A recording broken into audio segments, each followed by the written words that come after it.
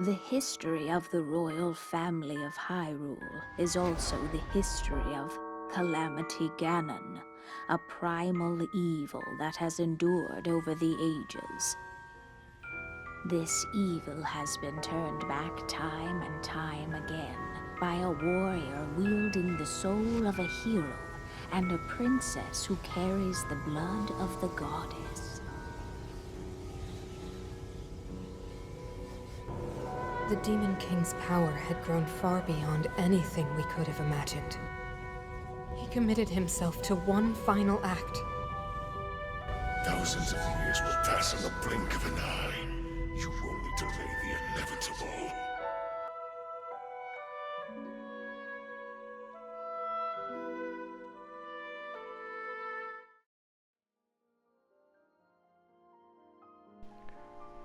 With the latest installments of the Zelda series, I think it's about time we update the Zelda Timeline. Of course, lots of research and note-taking have been done, and I've carefully planned out every detail in order to accurately update the Zelda Timeline from the beginning. For each section of the video, I will display this customized version of the Breath of the Wild loading screen to show the games we have discussed, how many times the Triforce and Master Sword made an appearance in this section, and the title of the section that we are on. For example, no games are listed yet because we haven't gotten to them, and there are zeros for both the Triforce and the Master Sword, but in a few seconds a section title will appear below Timeline Topic. So let's begin to update the Zelda Timeline.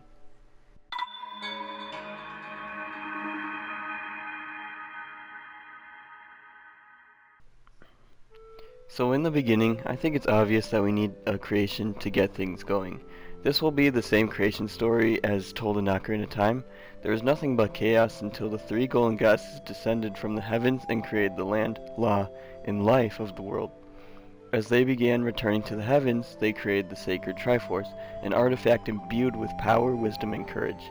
They tasked Goddess Hylia with protecting not only the artifact, but the land and life of the world. And with that, the golden goddesses returned to the heavens.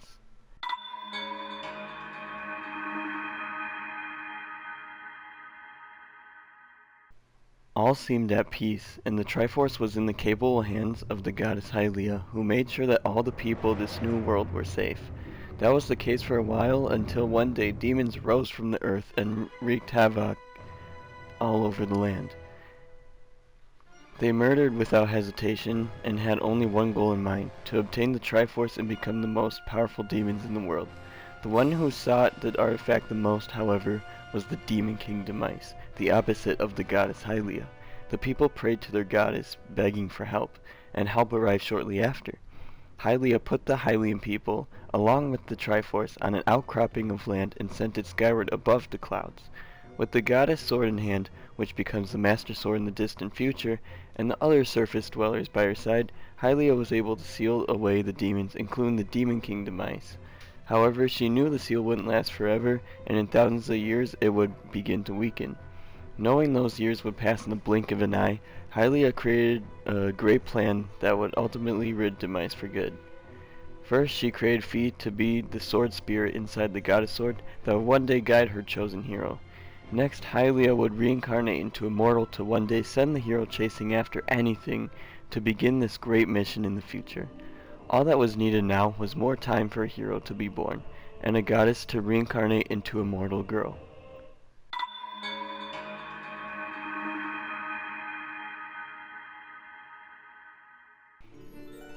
With the first two sections of the timeline out of the way, we now get into our first Zelda game, which is, like in Nintendo's timeline, Skyward Sword. But here's where it gets interesting. I won't explain the entire story of Skyward Sword, but this game in the end would actually split the timeline into two parts immediately. I went through this in my very first ever timeline video, which delves deep into the split timeline, but essentially two things can happen. All stays in a linear fashion until Link's final showdown with Demise in the past. Well, really the split occurs when Link enters a past where he isn't meant to exist yet, but he defeats Demise in the past and seals him into the Master Sword that will eventually disintegrate him. There is now a past that will continue without Demise causing turmoil, and a present that will continue on. Now the important thing to discuss when updating the timeline is the whereabouts of the Triforce. Depending on which timeline you look at, its location will be very different. In the past lit, the Triforce is still on the outcropping of land raised in the sky, and in the present, it is still on the surface, being watched over by Link and Zelda. As for the location of the Master Sword, it ends up staying in the sealed temple in both timelines, so not anything crazy going on there. But with Skyward Sword, I think we'll come back to the past split and move on through the creation timeline.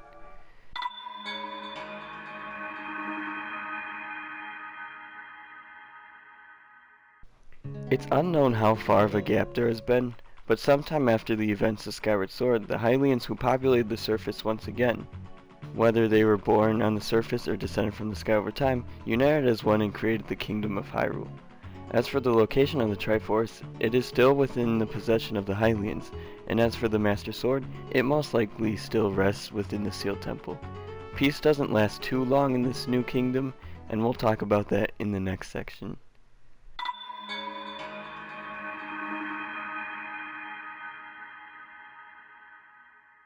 Sure, Hyrule wasn't faced with any more demons, but greed started overcoming the kingdom.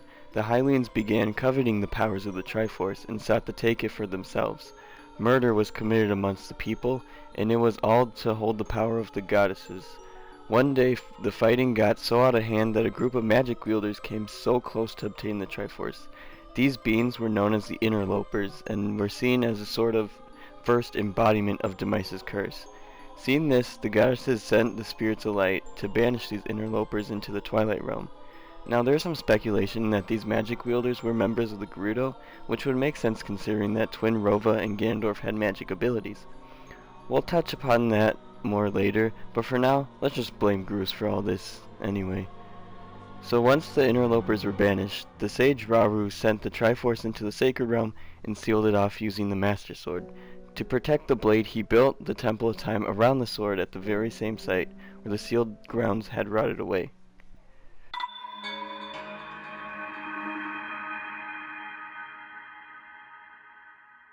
After the Interloper Wars, more demons born of Demise's hatred were cast into the world, and the people were left defenseless without the Master Sword and Triforce. When all hope seemed lost, a sky race known as the Minish came down from the heavens, granted the people of Hyrule the Picori Blade and Light Force. The Picori Blade was used by the Hero of Men, and the Light Force was used by Hyrule's Princess to seal away and defeat the demons. There's a few things I want to discuss before moving on here. So, where did the Minish come from? There's no evidence of them existing in the skies during Skyward Sword, so how could they just randomly exist all of a sudden? Well, I have a theory that would make sense, and would just be really cool if it was true. So you know how the Loftwings went extinct sometime after the events of Skyward Sword? Well, what if they evolved into the Minish and descended to the surface? It might sound really crazy, and sure, the two don't have anything in common, but Zora evolved from fish people to bird people, so you can't really call me crazy at this point. But the real question is, how did the Loftwings get a blade and a new artifact out of the blue? Well, according to the official lore, the Loftwings were tasked by Goddess Hylia herself to partner up with the Hylians, which means that they have a close relationship with the goddesses. Could it be possible that when they evolved into the Minish, they were granted these gifts to aid the Hylians on the surface? These are just my thoughts on the matter, and if you're not big into Zelda evolution, I'm not sure you would dig this theory or not. Lastly, I think it's safe to point out that the princess who gained the Light Force had some relations to Zelda from way back in Skyward Sword. But other than that, I think we covered just about everything in this section, so let's move on to the next Zelda game in the timeline.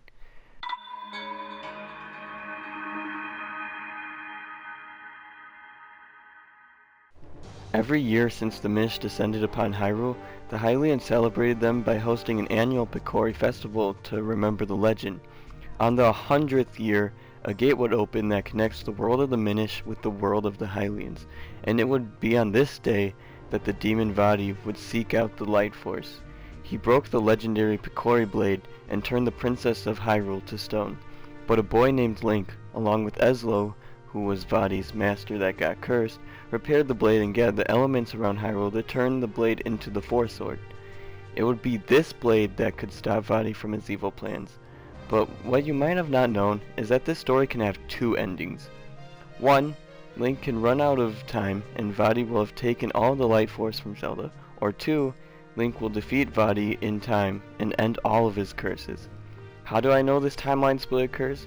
Well, it is stated within Minish Cap that as long as Vaati lives, his curse will never end.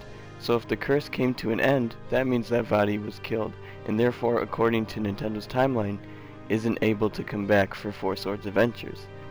There's also a special game over cutscene that appears if you take too long to fight the Dark Nuts in Hyrule Castle before the final battle, and it shows Vaati obtaining the last of the Light Force.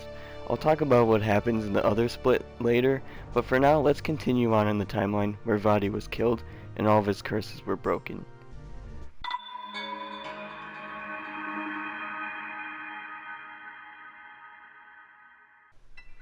As the Kingdom of Hyrule became more populated, a civil war began to break out between the different factions of the kingdom.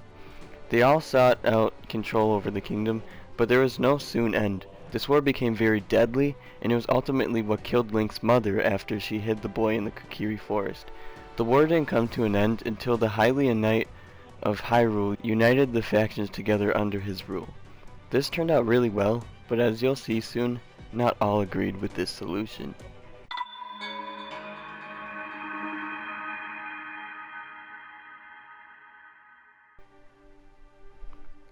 The Civil War did come to an end, but the Gerudo weren't too happy with being controlled by a Hylian king.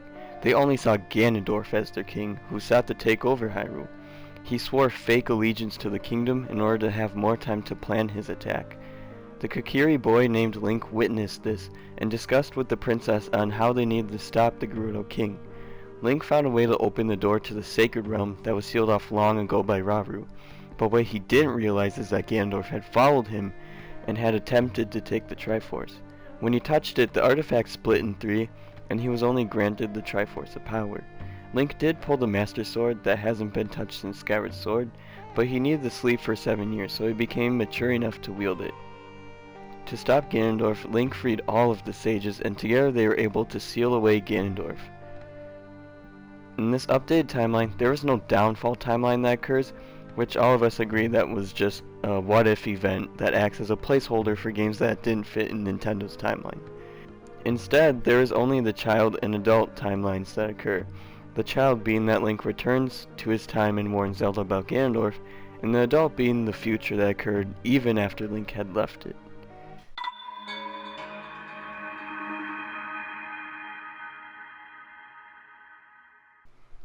After Ganondorf was captured and sent to be executed, Link went on a personal quest in search for his old partner, Navi. He stumbled upon the world of Termina and had to stop the moon from crashing into the world in a 3-day cycle. In the end, he never found his fairy companion, and he was feeling emotions of sadness and regret, which led him to his ultimate mysterious demise by turning into a Stalfos.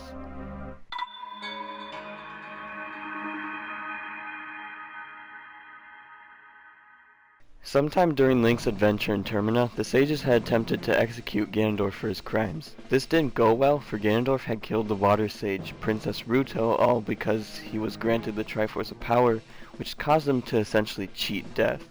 The sages only had one option left, to banish the Dark Lord into the Twilight Realm before he could cause any more harm.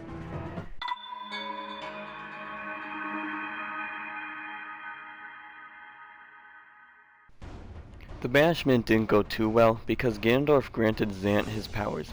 Zant had already coveted the Twilight Throne that was granted to Midna, the Twilight Princess, and would do anything to overthrow her. With Ganondorf's powers, Zant cursed Midna and sent her out of the Twilight Realm. He then got an army of Shadow Beasts and attacked Hyrule. Zelda was forced to surrender her kingdom, which ultimately resulted in Twilight covering Hyrule. A descendant of the hero time, Link from Ordon, chased his destiny and freed the kingdom from the Twilight.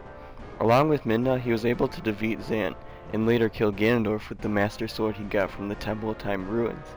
As for what happened to the Triforce, the 2 pieces of wisdom and courage were passed down from Link and Zelda's descendants from Ocarina of Time. As for the Triforce of Power, it was granted to Ganondorf during his execution, and once Link killed him, the Triforce of Power just disappeared from his hand. What I'm thinking this means is that the Triforce was sent back to the heavens after Ganondorf was killed. As Impa stayed way back in Skyward Sword, Once the Triforce has served its purpose, it must be secreted away with the knowledge of its existence hidden from history. From the Interloper War to the end of Twilight Princess, the Triforce was needed to stop the embodiments of Demis's hatred, because even though Vaati was killed, Ganondorf was born shortly after, and Destiny knew that he was going to cause turmoil in Hyrule. But with him being no more, the Triforce isn't needed, and so not only the Triforce of Power, but the pieces of courage and wisdom also left Zelda and Link, and the entire artifact returned to the heavens to be forgotten about in history. Another thing I want to briefly discuss is why I think the interlopers who sought the Triforce were the early members of the Gerudo tribe. If we look at Midna and compare her to a Gerudo soldier, they have many features in common. For example, both of the Gerudo and Midna have bright colored hair, and they are both taller than the average Hylian. But what I think is the most supporting is that the crown Midna wears is made from the same material that Gerudo jewelry is made of.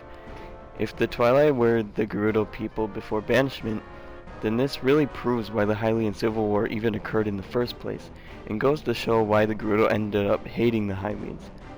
Wow, I covered a lot more than intended, but hopefully it was worth it.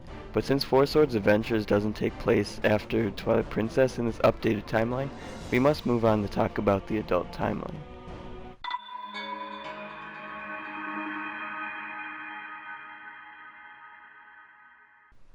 So in Ocarina of Time, adult Link travels back in time, and even though he leaves the future, it still continues on without him. After he left, his Triforce of Courage split into many pieces and became scattered throughout the kingdom. We know that the Triforce of Power is within Ganondorf even after his sealing, but where does the Triforce of Wisdom end up? Well, if you think about it, Zelda only sends Link back to his time, but adult Zelda actually stays behind in this timeline, meaning that once she passed, her Triforce of Wisdom would be inherited to another that was worthy. As for the Master Sword, none existed because Link took it back with him. The Hylian people actually created another Master Sword as a replacement for when the hero needed it again.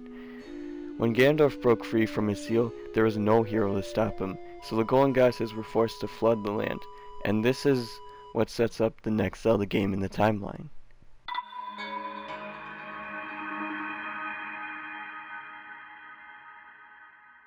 Despite the kingdom being sunken beneath the seas, the people still managed to survive and build communities on the islands. One fateful day on one of these islands, a boy's sister was kidnapped from one of Ganondorf's henchmen, and he was unexpectedly cast into an adventure. He later on realized that he was destined to be a new hero, and had to prove his worth. After proving that he was capable of being the new hero, he had to do only a few more things before his final showdown, which ended in Ganondorf being stabbed in the skull, by the way. As for the Triforce, the three iconic wielders of the Triforce once held them, but after Ganondorf's death, the artifact, with its purpose being fulfilled, was sunk into the sea to be forgotten about in written history.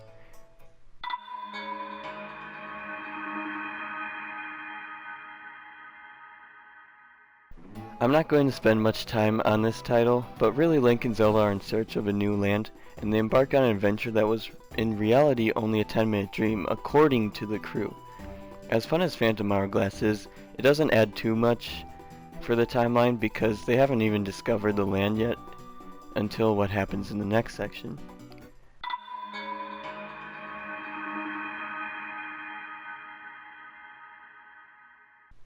After more searching, Link and Zelda were finally able to find land, which was inhabited by the Lokomo, who told the story of the Spirits of Good and how they sealed away the Demon King Malladus.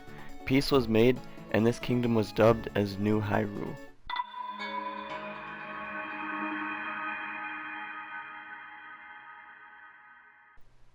100 years after the founding of the new kingdom, Malladus was close to being freed, and some of his followers captured Zelda's body that her spirit was separated from and used it to revive the Demon King. Once resurrected, Link and Spirit Zelda had to work together to defeat the Demon King and bring New Hyrule back to peace once again. Okay, I know that so far the timeline hasn't changed too much from Nintendo's version, but it will be really different after I go through a little recap first.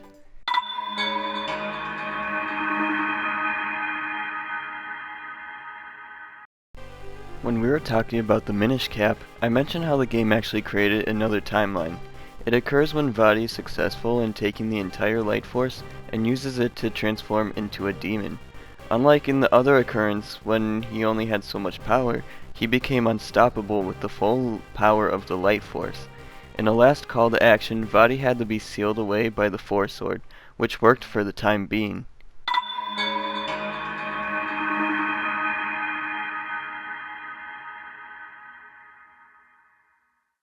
At the beginning of Four Swords, Vaati breaks free from the Force Sword and kidnaps Zelda. Link has to go on one of his shortest adventures in this series to rescue her and seal Vaati away once again. Other than that, there isn't much story-wise that would be relevant to this timeline update video.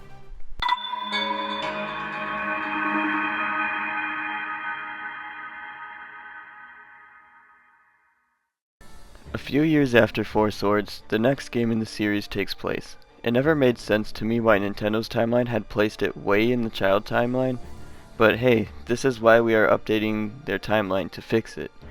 But anyway, Vaati was freed once again, but this time Ganon was the main villain in this adventure. This brings me to talk about how the different branches in the Zelda timeline are all parallel to each other. For example, no matter what branch you go down, Ganondorf will always be born from Demis's hatred. In the creation timeline, he is born and causes chaos in Ocarina of Time, and causes more in both the child and adult timeline. If you go down the Stolen Light timeline, Ganondorf is born instead of being reincarnated, and coming up soon in Skyward Sword split timeline, Ganondorf will be born in that split. So in this updated timeline, the concept of Ganondorf reincarnating is not true anymore, and it really makes his character more interesting to me, because no matter what timeline you go through, Ganondorf will eventually be born at any time. It makes way more sense than him being born, sealed away, freed, defeated, and all of a sudden reincarnated into a different but yet same being twice. But back on topic here, Ganondorf goes against the ways of the Gerudo people here, and steals this thief's Triton. But his power is no match for the might of the Four Sword, Princess Zelda, and the maidens. He is then sealed away, and the Four Sword goes back to rest in its original pedestal. The only thing with this that confused me for a bit is that earlier I stated that the Gerudo hated the Hylians, but all of a sudden in Four Swords Adventures, they are more friendly to outsiders. Well, remember that this game takes place in a split timeline way before the Hyrulean Civil War, where their hate for Hyrule really started to boil. What if Ganondorf going against them was what made the Gerudo more friendly to outsiders? I think this just might be the case.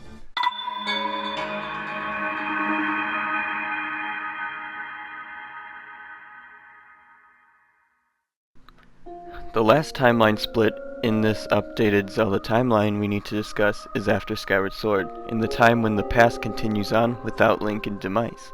In the Stolen Light timeline, the Master Sword was always inside the Temple of Time, and the Triforce was always in the Sacred Realm. But in this timeline, these elements are so present within most of the games, and I'll be sure to mention where they are located within the timeline.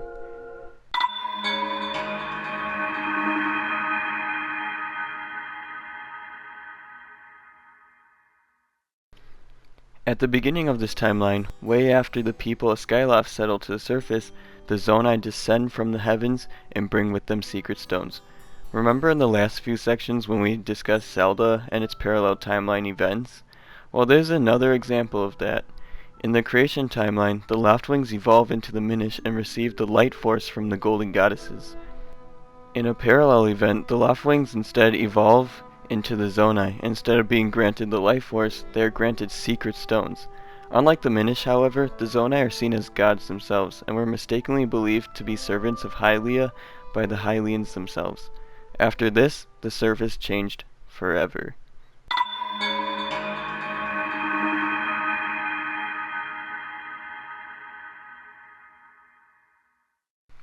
The Zonai were a very advanced civilization, but eventually started going extinct. All that was left of them were Rauru and Minoru, who were both siblings. There is much speculation on why the Zonai were wiped out despite their advanced technology, but I think I might know why. Evident by the show of Fealty Memory in Tears of the Kingdom, Ganondorf seems to mock Rauru and state how the Zonai seemed to be gods, but they were easily wiped out, and one of the only survivors took a mortal Hylian as his wife. How pathetic, he thought. I am wondering if Ganondorf saw himself as the most powerful being in the world, and grew jealous once the Zonai appeared. What if him and the Gerudo assassinated them one by one, and once Rauru married Sonia and they founded the Kingdom of Hyrule, Ganondorf didn't want to be seen as less compared to Rauru. One last thing to keep in mind is that we had a mix of good and evil Gerudo, and right away in the timeline, they're evil. And I also need to mention where the Master Sword and Triforce are. Well, we know that the Master Sword is still in the sealed temple, and despite people's theories on how the secret stones are the Triforce broken up, we have no need of it for this timeline, so we're gonna say it is still in the sky, more specifically, the Sacred Realm.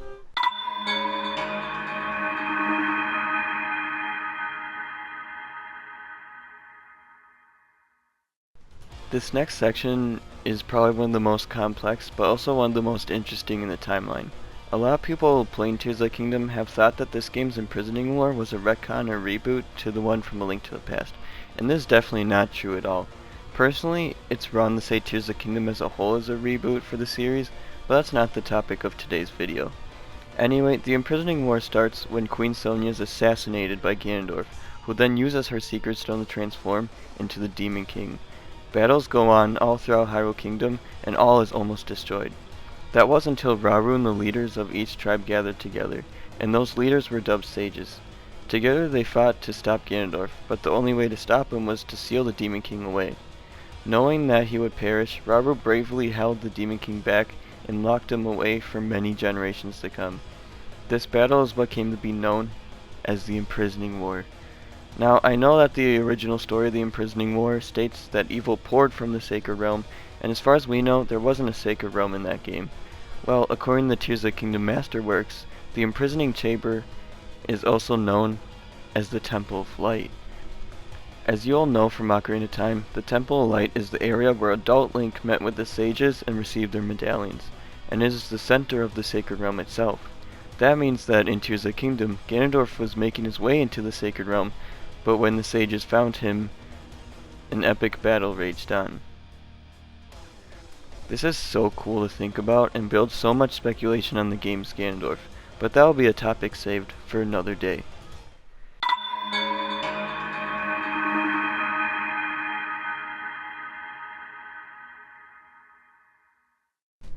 So after the Imprisoning War, A Link to the Past follows right after. Later on in the timeline, I will explain a concept that really changes how you see the older Zelda games, but for now, I don't want to spoil the timeline surprise. But in this game, a different Ganon corrupts the Sacred Realm and transforms it into the Dark World. Link pulls the Master Sword from a pedestal in the woods, where the sealed temple used to be, and uses it to defeat Ganon and collect the entire Triforce from him. Keep in mind that in this timeline branch, the sealed temple does not turn into the Temple of Time, and we'll talk about this a bit later. And you might be confused on the whole Triforce thing, so let me explain. According to my Zelda Timeline, the Secret Stones being the Triforce is not a theory that exists, so that would mean that the Triforce was still in the sky. So how did Ganon get the full thing? It's not a definite answer, but the Triforce must have been brought out of the Sky Keep at some point and brought to the Sacred Realm. Some could argue that Skyloft perhaps became the Sacred Realm over time, but this can't be true because it was raised in the heavens, and according to the Realms chart in Zelda Encyclopedia, the Sacred Realm is a part of the Kingdom of Hyrule. So what I'm thinking is that the Golden Goddesses knew that after the Hylians left Skyloft, the Triforce wasn't accessible for the hero to use in dire times. So they moved the pieces out and brought it to the Sacred Realm for the sages to protect. Of course, this is my own speculation, and if I'm inaccurate in this analogy, please let me know.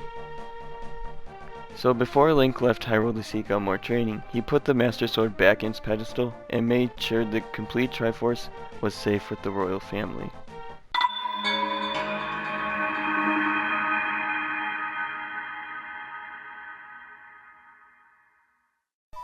Link's Awakening didn't play a huge part in the Zelda timeline, but the main thing to take away from this is that Link gained more strength in the dream world of Koholint Island, and after waking the Windfish from his nightmares, Link was free to head back to Hyrule.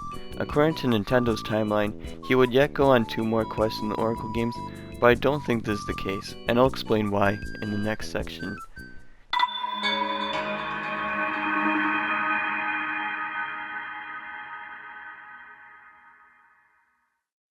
So once Link arrives back in Hyrule, I don't think he goes on 2 more quests. I think he rests in Kakariko Village, waiting to train future heroes in the form of Gramps. This is evident by the old man using a different version of the Master Sword while battling Link, and is extremely skilled in using different items that were used in A Link to the Past. He also seems to be wearing a green tunic, which points towards him being Old Link. But in A Link Between Worlds, when a new hero rises to stop Yuga, who much like Hilda planned to steal Hyrule's Triforce, Gramps helped strengthen this new Link even more, and it wasn't in vain. Yuga was able to be stopped, and Link and Zelda used the Triforce and wished for the parallel world of Lorule to be restored to its former glory. Link also did use the Master Sword, but he put it back in the same place he got it after his quest was over. Triforce Heroes comes next in the timeline, but this game doesn't do nearly anything important for the timeline.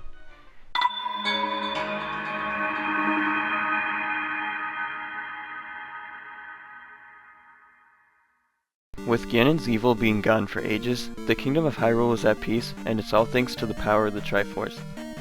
The King of Hyrule at the time used it to wish for an era of glory. To keep greedy people from taking the entire artifact, the king hid the Triforce of Courage away and cast a spell stating that once he had passed from this world, it would be inherited by someone with the soul of a hero, as long as he passed the king's trials.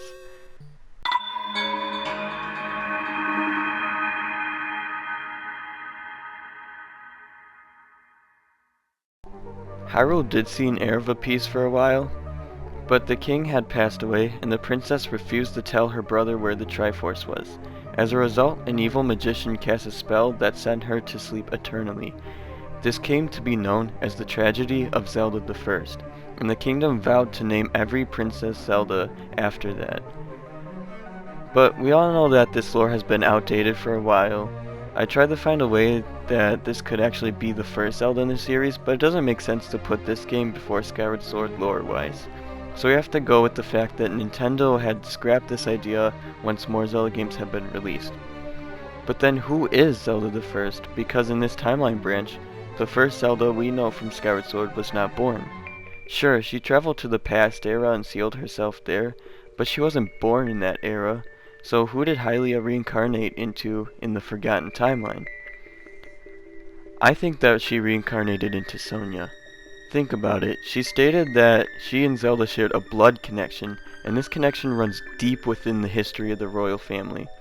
All of the women in the royal family shared a connection to Hylia, so if all the Zeldas in this timeline are related to Sonia, and there was no other Zelda before Sonia, that must mean that the first Queen of Hyrule was in fact Hylia reincarnated. But once Hylia reincarnated into this timeline, there was no need to stop Demise, so the plan, or Great Mission, was not needed anymore. I'm so glad to have finally cleared that up, since it's been on my mind the entire time I was writing the script, but now let's move on with the timeline.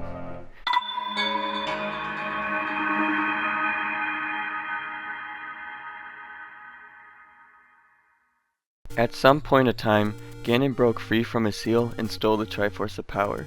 He almost got the Triforce of Wisdom, but Zelda broke it into pieces and scattered it around the southern area of Hyrule. Before Ganon kidnapped her, she sent her nursemaid Impa to find a hero who could recover those pieces and stop Ganon. She eventually stumbled upon a traveler named Link, who saved her from some monsters. After hearing what had happened, Link agreed to go on this quest and save Zelda. He went through underground labyrinths and gathered all of the pieces of the Triforce of Wisdom, and used it to defeat Ganon and steal back the Triforce of Power. He ended up saving Zelda in the end, and with Ganon gone rather than sealed away, Hyrule saw peace once again.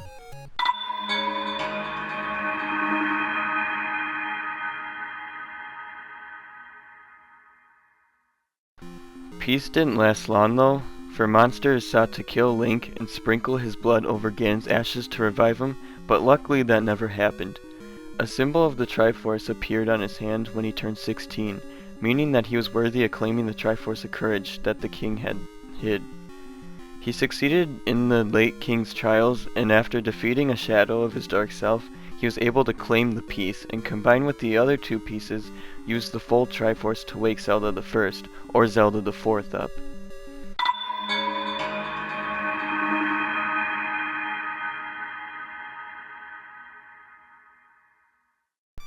So remember how I said that the hero legend Link didn't go on the Oracle series adventures? That's because I think the hero Hyrule did it instead. This is mostly due to the Triforce placements in this game.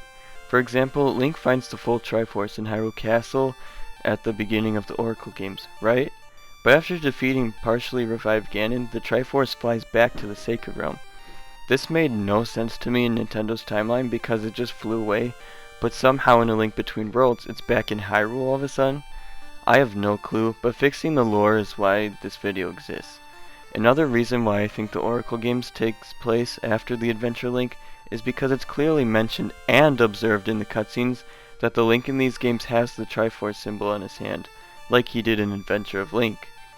In A Link to the Past and Link's Awakening, he doesn't have the symbol on his hand, so how would he just all of a sudden have it? Well, now that I've updated the timeline, it's clearly seen that the hero legend did not go on all 4 adventures, and he wanted all the credit for going on the most adventures. Well, excuse me!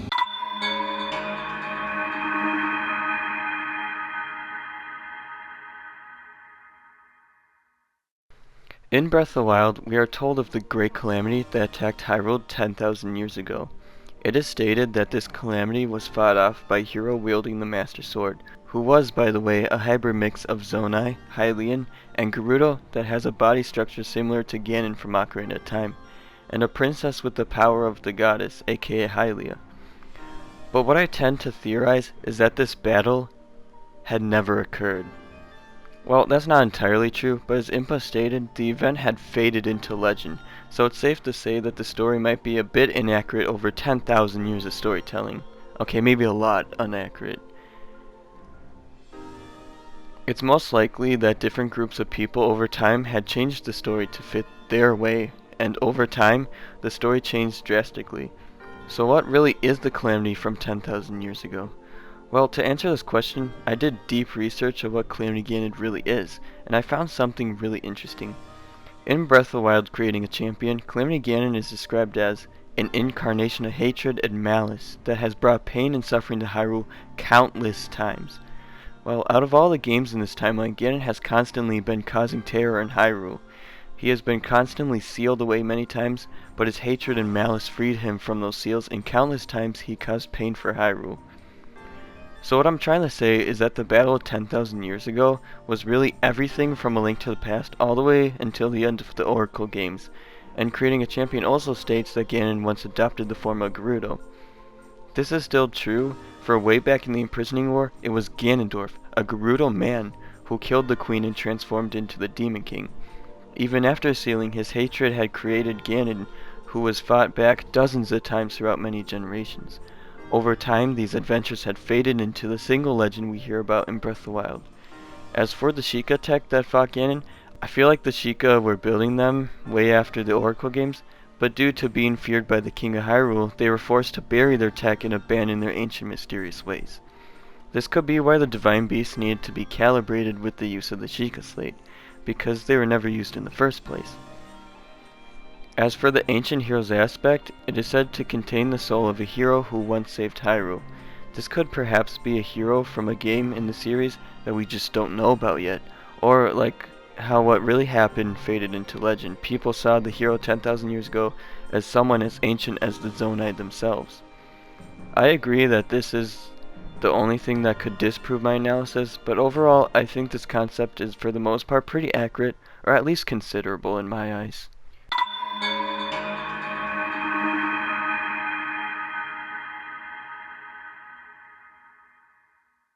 100 years prior to Breath of the Wild, the Hylians and present-day Sheikah excavated ancient relics due to prophecy stating that Ganon would return once again. After thousands of years of resting in the forest, a knight claimed the Master Sword and became the hero who would fight back the Calamity. As for the princess, she struggled to awaken her sealing powers, which seems to be inherited by Rauru, her most ancient ancestor. As much preparation was done, Ganon annihilated the entire kingdom in a flash, and many people lost their lives that day. As the hero collapsed, Zelda's powers had finally awakened, and found out that all hope for Hyrule was not lost. The hero was put into a deep recovery slumber, and the Master Sword was returned to the forest to rest for a long time. And finally, the princess began the fight off Calamity Ganon, a battle that would rage on for a century. Now, a lot of you will point out that Zelda has the full Triforce because it glows on her hand. We can't know or just assume that she has it though. I mean, look at Link from Skyward Sword. His hand glue, but only because he has proven worthy of wielding the Triforce. He actually didn't have it inside him yet. And as you may remember, the last time the Triforce was seen was in the Oracle games, when it flew back into the Sacred Realm. If Zelda eventually found the Triforce, she could definitely wield the full thing. But I know just how many people assume Zelda has the Triforce, so I had to point out this detail that easily gets overshadowed.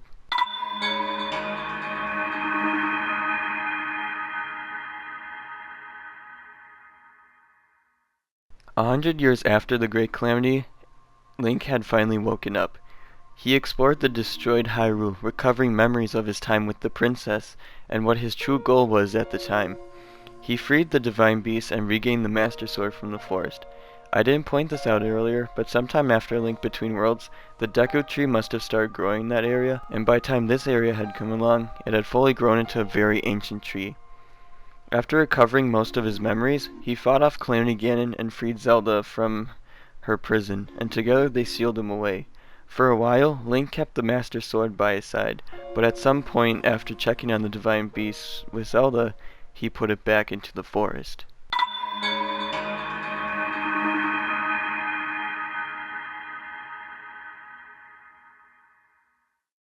About 7 years later, a callback to Ocarina of Time, the kingdom was starting to be rebuilt and things were looking bright.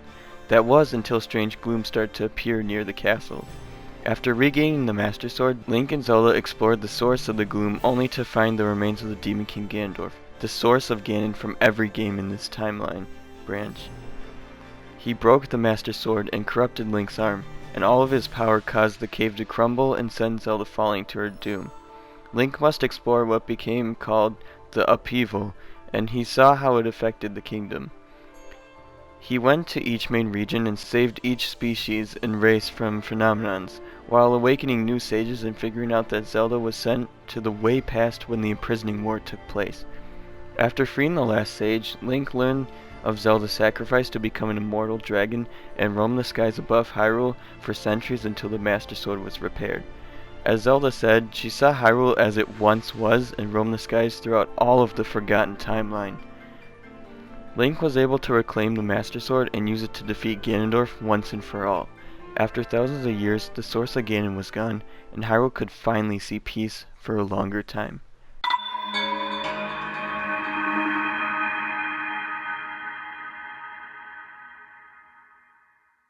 So with the latest Zelda game coming out soon, where would Echoes of Wisdom take place in this updated timeline? Well, we can't know for sure because the game hasn't come out yet, but I think I have an idea. So way back when we were talking about the adventure of Link, I stated that monsters sought to kill Link and sprinkle his blood over Ganon's ashes to revive him, and I said, but luckily that never happened. Well, that's not entirely true at all. In Zelda games, this is really rare, but sometimes when you get a game over, you get a special cutscene version of one, like the Minish Cap for example. In Adventure of Link, if you die, Ganon will be revived by his minions. This would result in another timeline split, and this isn't like another downfall timeline scenario where it's what if Link died. The game shows us what happens if Link dies, so it's a definite answer that a new timeline occurs. I call this timeline the Revive timeline, but I'm thinking that Echoes of Wisdom Ganon is the same one who has been sealed away several times. He has been revived and soon after kidnapped Zelda. This would make sense why this new game's map is so similar to a Link to the Past map, because these games are generally in the same time period. The only problem with this would be that Link is in the same game, and he just died. Well, maybe there's a backstory where Ganon was revived in Adventure of Link, but was sealed away right after. But after a new generation is born, breaks free and kidnaps Princess Zelda. But of course, I can only speculate and theorize until the game comes out, but once it does, I will quickly update this timeline once again. This was the most complex video I have ever worked on, with tons of my research involved, so thank you so much for watching until the end. And it's crazy how I took Nintendo Zelda Timeline and turned it into this. But let me know what your thoughts are on this, and then let me know if I got anything inaccurate or wrong in this video, because it was such a large project to work on. But for more Zelda videos like this, subscribe to the channel and become a member in my lair via Discord for Zelda conversations and discussions, as well as just chatting in general. Thank you so much for watching, and I'll see you on our next adventure.